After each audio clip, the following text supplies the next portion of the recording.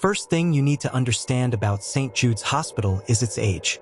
It wasn't just old, it was ancient. The main building, where the administration and the new surgery wings were, was modern glass and chrome, but the East Wing, my territory as a junior doctor, was pure 1920s Gothic revival, built back when doctors were still basically alchemists with scalpels. The ceilings were 19 feet high, the windows were narrow, lancet affairs that let in insufficient light, and the entire structure felt like it was breathing a slow, cold sigh. I was only 26, remember? Still full of that arrogant, bulletproof confidence you have when you think 4 years of med school have prepared you for everything.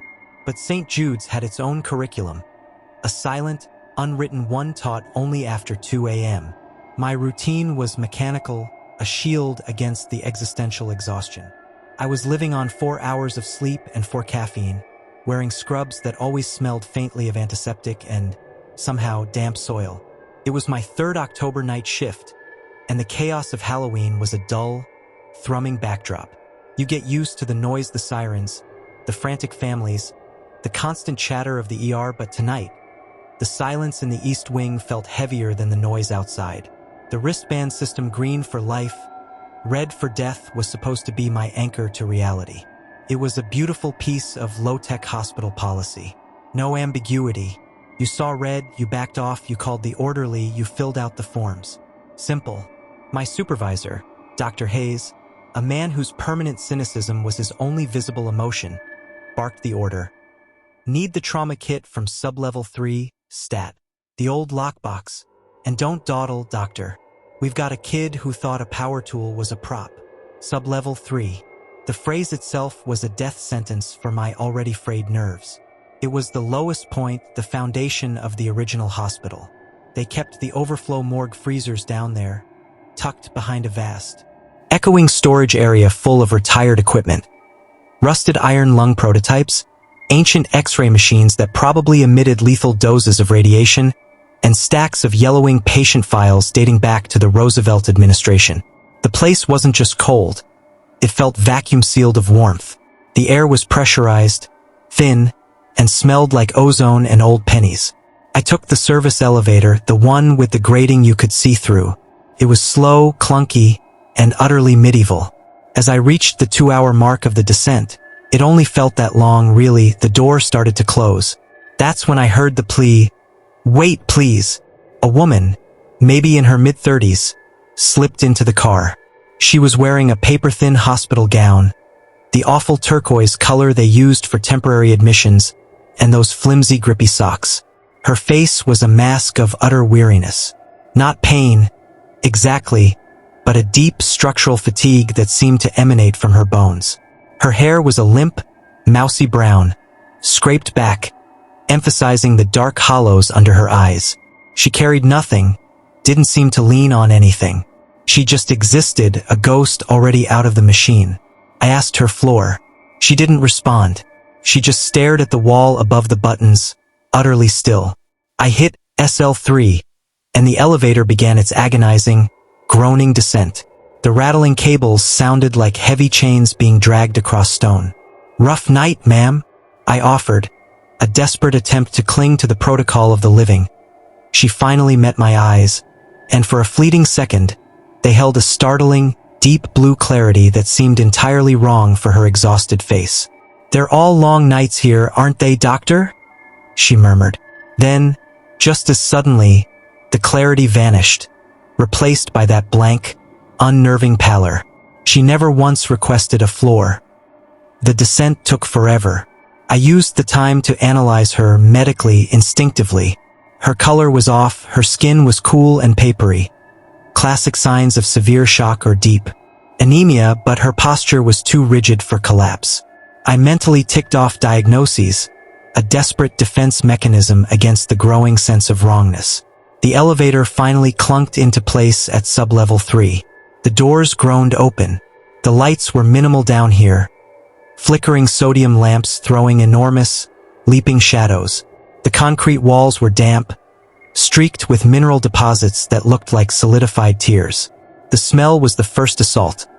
A pungent mix of ammonia, rust, and the metallic, slightly sweet scent of blood, old, dried, and buried in the concrete pores. And then I saw the man. He came from around a towering stack of wooden crates, moving with a noticeable jerky limp. He was tall, thin, in an old, stained, orderly uniform, the kind they phased out 5 years ago. His face was in perpetual shadow, but his movements were clear, focused on the elevator. The adrenaline hit, cold and sharp, bypassing my fatigue completely. I saw the wristband. Even from that distance, even in the flickering light, the color registered with blinding clarity. Red. A thick, vivid, plastic red band on his left wrist. Deceased. My mind immediately began racing through the roster of bodies slated for transport to the city coroner. Was this a new orderly, an agency temp who didn't understand the gravity of the bands? Was he playing a sick Halloween joke? The absurdity of a living person wearing that band, walking toward me, was more frightening than any phantom. I didn't hesitate. I slammed my hand onto the door close button, then hit the highest floor I could reach. 10. Trauma surgery. Escape. The doors began their slow, protesting slide shut. The man stopped, reaching out a hand, his fingers scraping the metal edge as the gap narrowed. I never saw his face fully, but I felt the intensity of his focus, the sheer, undeniable will aimed at that closing gap. Make sure to like, share, and subscribe for more videos. The elevator lurched violently upward. I was pressed against the back wall, hyperventilating, the metallic cage rattling around us like a giant, angry tin can. The woman in the gown broke her silence. Her voice, now stripped of its earlier quietness, was sharp with indignation. "Why did you do that?" she demanded. "He was trying to use the lift." I whirled on her, forgetting she was there, my voice a ragged gasp. "The band. Didn't you see the color? It was red. That man is listed. He died on the table last night. A sudden post-op complication. I signed the death certificate. He was supposed to be in the freezer unit 2B by now. You don't see a red band walking around the hospital." I was rambling, near tears, desperate for her confirmation, for a grounding in shared reality. She didn't flinch. Her small, exhausted smile returned, but it didn't touch her eyes. She slowly, deliberately, brought her left arm forward, letting the limp cotton sleeve fall down. And there it was, around her thin, pale wrist, a plastic, bright, unmistakable red band. She tilted her head, her deep blue eyes finally locking onto mine with a terrifying finality. "Like this one?" she whispered. The bottom dropped out of my world. The elevator, still rising, felt like it was plunging into an abyss. I screamed. Not a word, just a pure, animal sound of utter terror and betrayal. I hammered the emergency stop button, pulling the cord, but nothing mattered. I was trapped in a speeding box with a patient who carried the ultimate discharge paperwork.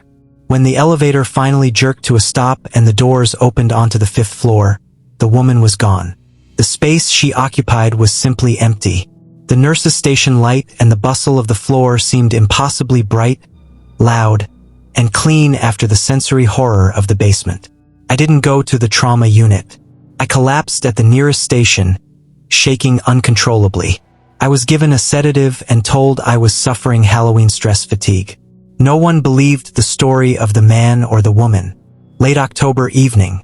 The setting was a house, but not just any house. This was a Queen and Victorian in upstate New York, built in 1898. Sarah and her husband, Mark, were restoration people, the kind who saw faded wallpaper and sagging beams as potential. They had poured every cent into this place, moving in with their 2-year-old son, Ben, and their massive, friendly golden retriever, Gus. Sarah was already damaged goods when it came to comfort. When she was 9, she caught a glimpse of a man outside her bedroom window at night, illuminated by a flash of lightning. Just a silhouette, a pair of eyes reflecting the storm. It was enough to permanently wire her nervous system for hypervigilance. She saw patterns and shadows, listened to the settling of the house like it was a complex musical score. And this house gave her plenty to listen to. It groaned, shrieked, and whispered. The wind funneling down the chimney sounded like a lonely woman weeping. But the biggest problem, the physical aperture through which her fears entered the domestic sphere, was the dog door. It was a poorly installed, flimsy, rectangular flap, big enough for Gus's thick chest, set into the kitchen's back door. It was always rattling, always swinging slightly. October started the decline. Sarah noticed things. The sturdy wooden back gate, which had a rusty bolt lock, would be found unlatched in the mornings. Not opened wide, just the latch pulled back. Mark blamed Gus. He probably nudged it open when chasing a squirrel, Sarah. Sarah knew better. Gus was dopey, not dexterous. Then came the knocks. Not on the front door, on the back door. Late at night, sometimes 1 a.m., sometimes 3 a.m. A single, distinct, heavy thump. Always one. Never repeated. Like someone testing the structural integrity of the wood. She would sit rigid in bed, Mark snoring beside her, Gus's heavy, reassuring body next to her feet, and she would wait for the second knock that never came. The fear built methodically, piece by piece, like a child building a tower with razor blades. The night of the incident was a Tuesday, late October. Mark was at night school for his engineering certification, out until 10 p.m. Sarah was alone with Ben and Gus. It was dark before 6. The air was thick, damp, smelling like rain that wouldn't fall. She was scrolling through a recipe on her phone, planning a ridiculous Halloween feast, when the phone went dark. Dead battery. She sighed, grabbed the charger, and headed into the kitchen, which was lit only by the weak, yellow glow from the dining room. As she stepped into the kitchen, she felt the familiar gut punch of wrongness. The internal alarm. Look up. Look now. She looked out the back window, toward the unlit, shadowy yard. The gate was open, and in the center of the yard, perfectly positioned in the crosshairs of the window, something was sitting. It was cross-legged, facing the house, utterly still. It was clad in a thick, dark coat, maybe black or deep navy, and a deep hood was pulled low over its head. The second detail that paralyzed her: dark sunglasses. Even the faint ambient light from the distant streetlights wasn't enough to justify sunglasses. They were a mask, a shield.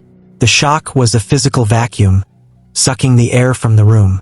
She stood, frozen, for what felt like 10 minutes but was probably 30 seconds. She was sure it saw her. It had to see her. Yet it remained motionless. A statue of pure, malevolent stillness. She slammed the kitchen lights off, plunging the room into shadow. Don't let it see you. Stupid, irrational, but she did it. She fumbled, found the landline, and whispered into the receiver to 911. The dispatcher, a woman named Carol, was her lifeline. A steady, calm anchor in the rising storm. Carol ran through the checklist. Are the windows locked? The door secured?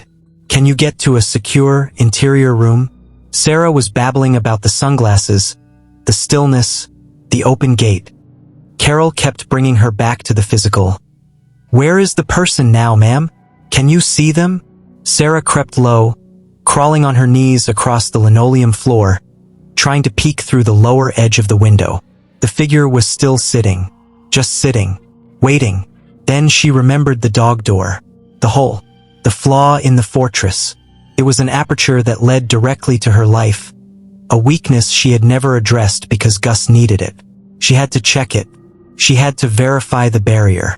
Still on her hands and knees, low enough to avoid detection from the window, she crept toward the back door.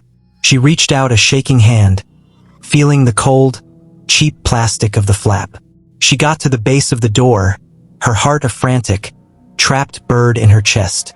She lifted her head slightly, peering at the tiny rectangular space where the dog door was set.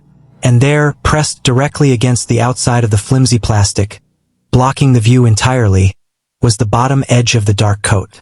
The figure hadn't been sitting and waiting in the yard. It had been crawling slowly, silently, methodically, toward the dog door. It had moved while she was calling 911. It was standing directly on the other side of that plastic flap, looking down, looking at her in the dark on the floor through the dog door. The proximity, the sheer, utter violation of that privacy, broke something in Sarah. She didn't scream this time. She made a choked, gargling sound of pure, helpless betrayal.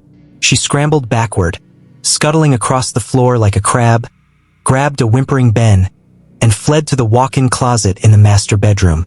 She slammed the door, wedged a heavy chest of drawers against it, and sobbed into Ben's hair while Carol on the line kept her steady. The police arrived 5 minutes later. The yard was empty. The dog door was untouched. They found a single, distinctive set of knee prints pressed into the soft soil right beneath the dog door flap. The prints were small, almost delicate. Mark tried to rationalize it for weeks. A kid playing a prank, honey. Mischief night. But Sarah knew the difference between a prank and focused, predatory stillness. The real, enduring horror of the story is not the sighting, but the aftermath. Sarah became a prisoner. She boarded up the dog door with concrete. She had the entire yard floodlit. But the paranoia didn't lift. She started looking at Mark's friends, at the delivery drivers, at the neighbors. She became obsessed with who in the community would be small enough to slip through a dog door and silent enough to crawl across a damp lawn in the dark. She divorced Mark a year later, not because she stopped loving him, but because the house had become a psych ward, and the constant, cold terror had made her incapable of trusting anyone, especially the man who slept next to her and dismissed her fear as stress. She lives in a sterile, modern condo now, 7 floors up, where the only thing that rattles is the air conditioning. But every single time she sees a pair of dark sunglasses, every time she hears a single heavy thump, no matter how innocuous, she feels the floor cold beneath her knees, and she knows the hooded figure is inches away, waiting for her to move. The dog door was only the entry point. The real invasion happened in her mind, and that's a space she can never move out of. Our narrator here is Martha, a woman in her late 40s who had the thankless job of being a property tax compliance officer in a mid-sized, unremarkable American suburb. Martha was detail-oriented, a creature of paperwork and deadlines. Her life was defined by the mundane, which made her collision with the grotesque all the more shocking. It was October 30th, late afternoon, the golden hour fading into the blue. She was on the clock, making a final, urgent visit to the home of a man named Roger, who hadn't paid his property taxes in 11 months. Roger lived on a street that was notorious for its Halloween displays. They didn't just decorate, they competed, sinking thousands into elaborate, gruesome scenes. Roger's house was the local champion. His yard was a sprawling, horrific tableau of death and decay. There were elaborate coffins, fog machines, blinking red lights, and literally dozens of life-sized figures. This level of theatrical dedication was, in Martha's professional opinion, a perverse use of capital when you couldn't pay your civic dues. She parked her Ford sedan and walked up the front path, stepping around a realistic, plastic severed leg that someone had clearly paid a small fortune for. She noticed the smell immediately. It wasn't the chemical scent of fog juice or the sweet smell of burning leaves. It was organic, pungent, and deeply nauseating. A mix of ammonia, decay, and something metallic. It was heavy, concentrated near the flower bed right next to the porch railing. She knocked sharply on the door. No answer. She tried the bell. Nothing. She reached into her briefcase for the dreaded final notice. That's when she saw the flies. A shimmering, concentrated black cloud, not swarming everywhere, but specifically hovering over one figure. A zombie torso half buried in the soil, its flannel shirt ripped, its face a mottled gray mask of supposed decay. It was breathtakingly realistic. Martha gagged, pulling a crisp linen handkerchief from her purse. "Too much realism," she muttered, annoyed by the homeowner's over-the-top dedication to the disgusting. She assumed it was a dead possum or squirrel caught beneath the figure. But the flies were too focused, too numerous. She cautiously approached the figure, notepad in hand, ready to document the health hazard. As she got closer, she saw the texture, the mottled skin, the visible bone structure. It was phenomenal work. She leaned down, her nausea warring with her professional curiosity. She reached out, extending one index finger, intending to tap the material to determine the medium. Was it foam? Clay? She had to know how this man achieved such gruesome verisimilitude. Her finger made contact with the shoulder of the zombie. It didn't yield like foam.